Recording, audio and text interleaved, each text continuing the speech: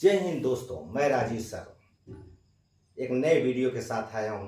आज मैं हिंदी लेके आया हूँ। हिंदी में आपका एक ऐसा चैप्टर है जो समास, जितनी भी परीक्षाएं होती हैं जहां हिंदी का बिल्कुल मैं ट्रिक के माध्यम से आपको समझाने का प्रयास करूंगा मित्र, और बिल्कुल एकदम आसान भाषा में मित्र, और 100% एक बार में आपको ये क्लियर कर दूंगा एक ही वीडियो में। आइए मित्र बात करते हैं समास। सबसे पहले हम बात करते हैं समास किसे कहते हैं। देखिए समास, देखिए समास दो या दो से अधिक शब्दों से मिलकर बने हुए एक साथ देखा जाए तो सार्थक शब्द को ही क्या कहते हैं, समास कहते हैं। तो कुल मिला देखिए दो या दो से अधिक शब्दों से मिलकर बने हुए नए सार्थक शब्द को समास कहते हैं। अब देखिए सबसे बड़ी बात क्या होती है, समास के कितने भेद होते हैं। हम बात करते हैं समास के, देखा जाए तो 6 प्रमुख भेद होते हैं। तो पहला है अव्ययी समास, और दूसरा है तत्पुरुष समास, तीसरा है कर्मधारय समास, और चौथा है द्विगु समास, पांचवा है द्वंद्व समास, छठवा है बहुब्रीहि समास। तो ये कुल मिलाकर देखा जाए छह समास है मित्र। तो सबसे बड़ी बात है कि पहले देखिए ये कहीं ना कहीं क्वेश्चन कई बार पूछा है कि प्रमुख रूप से कितने समास है। तो हम एक एक ट्रिक के माध्यम से आपको समझाने का प्रयास करूंगा मित्र। और सही बात यह है कि अगर देखिए मेरी वीडियो पर बने रहिए और अंत तक बने रहिए। और सबसे बड़ी बात है देखा जाए तो अव्ययी समास। अव्ययी मतलब होता है जिस समास का पहला पद अव्यय तथा प्रधान हो उसे अव्ययी समास कहते हैं। बहुत आसान भाषा में मैंने आपको परिभाषित करने के लिए प्रयास कर रहा हूं मित्र।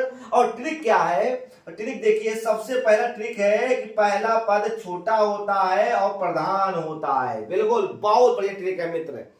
आप एक बार इसको इस्तेमाल करो फिर बाद में बात कहोगे 100% सही है। और देखिए पहला पद क्या होना चाहिए, छोटा होना चाहिए और प्रधान होना चाहिए, क्योंकि उसी के पद पर दम पर अगला पद बनेगा। बिल्कुल। तो पहला देखिए प्रतिदिन, आप देख सकते हैं तो प्रतिदिन आप देखिए देखिए प्रतिधन दिन, तो ये कहीं ना कहीं देखा जाए प्रतिदिन हुआ, आ जन्म हुआ, तो आप आ जन्म आप देख रहे हैं ना, सहर्ष सा धन हर्ष। तो पहला पद क्या है, यथा संभव। तो क्या है, अव्ययी समास। देख रहे हैं, देखिए यथा संभव।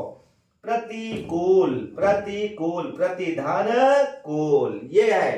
तो आपको जरा ध्यान दीजिए मित्र, ये ट्रिक के माध्यम से पहला पद छोटा होता है और प्रधान होता है उसे हम क्या कहते हैं, अव्ययी समास कहते हैं मित्र। तो देखिए पहला देखिए प्रतिदिन, जन्म, सहर्ष, यथा संभव, प्रति देखा जाए प्रतिकूल। तो ये है आपका पहला। दूसरा आपका आता है तत्पुरुष समास। किसे कहते हैं, तो जिस देखिए तत्पुरुष समास कहा जाए जिस समास में दूसरा पद प्रधान होता है। को जगह इसमें पहला प्रधान, देखिए अव्ययी समास में पहला पद क्या है, प्रधान है। मगर देखा तत्पुरुष समास एक ऐसा समास होता है मित्र, वहां दूसरा पद जो होता है वो क्या है, दूसरा पद प्रधान होता है, इसलिए इसको तत्पुरुष समास कहते हैं। तथा दोनों पदों, ये देखिए दोनों पदों के बीच में जानते हैं, देखिए प्रधान होता है दोनों बीच में दोनों पदों के बीच में कारक चिन्ह लुप्त होते हैं। सबसे बड़ी बात है। और जब कारक चिन्ह लुप्त होते हैं उसे हम क्या कहते हैं, तत्पुरुष समास कहते हैं दोस्त। बिल्कुल एकदम ट्रिक के माध्यम से आपको आसान भाषा में लेके आया हूं। अब ट्रिक देखिए मित्र क्या है, चलिए भाई देखिए ट्रिक है दूसरा पद छोटा होता है और प्रधान होता है। चलो भैया आप जरा ध्यान दीजिए, राजकुमार। अब आप समझ सकते हैं राजा का कुमार है।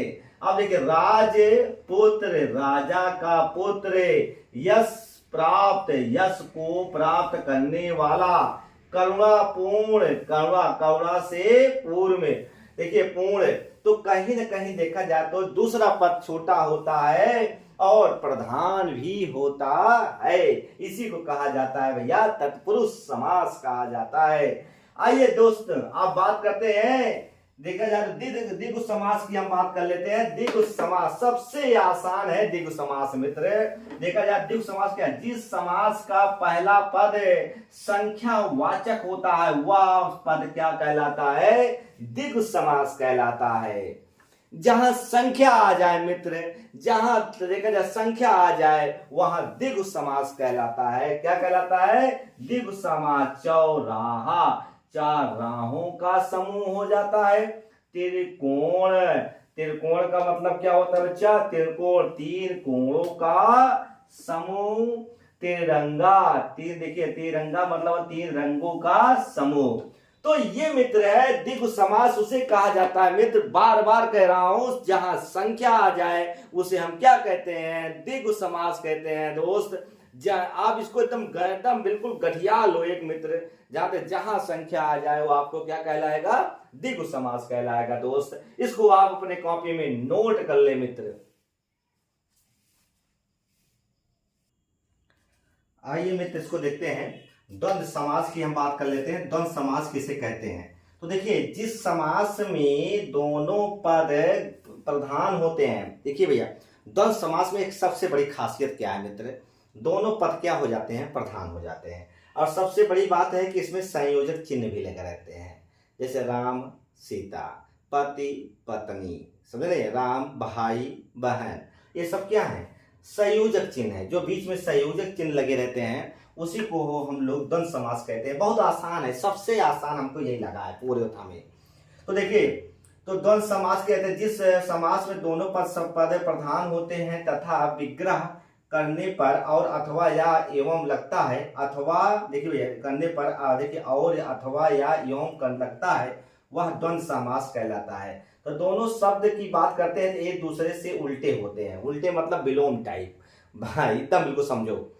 उल्टे का मतलब है उल्टा नहीं है, उल्टे का मतलब है विलोम टाइप। जैसे सुख दुख, पाप पुण्य, सुख दुख पाप पुण्य, तो ये सब क्या है? देखो, जैसे पाप पुण्य, पाप होगा फिर पुण्य कमाएंगे, तो पाप और पुण्य।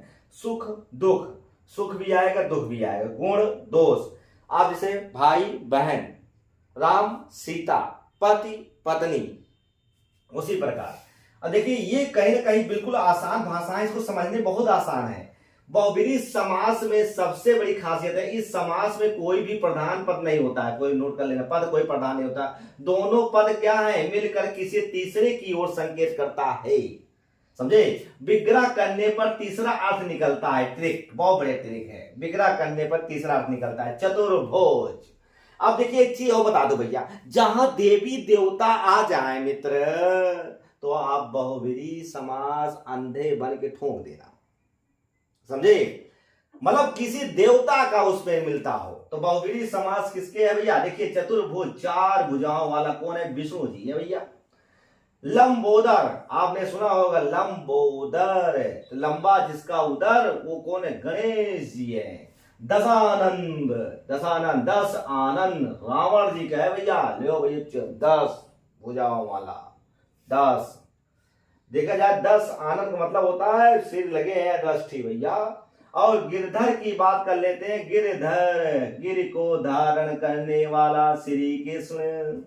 आप एक ही बता दो, जैसे पीतंबर कहते हैं, बहुत क्वेश्चन पूछता है, सब कहेंगे सर ये पीतंबर क्या होता है, किस समास कहलाता है? ये आपके 6 ऑप्शन हैं, आप बताइए। बहुब्रीहि समास होगा, तत्पुरुष समास होगा, कर्मधारय समास होगा, द्विगु समास होगा, द्वंद्व समास होगा, बहुब्रीहि समास होगा। यहां मामला भिंडी हो जाता है। अगर तत्पुरुष समास रहेगा या बहुब्रीहि समास रहेगा तो दोनों में किसको मारोगे? पीतंबर का मतलब है जिसका पीला वस्त्र धारण करता हो भगवान।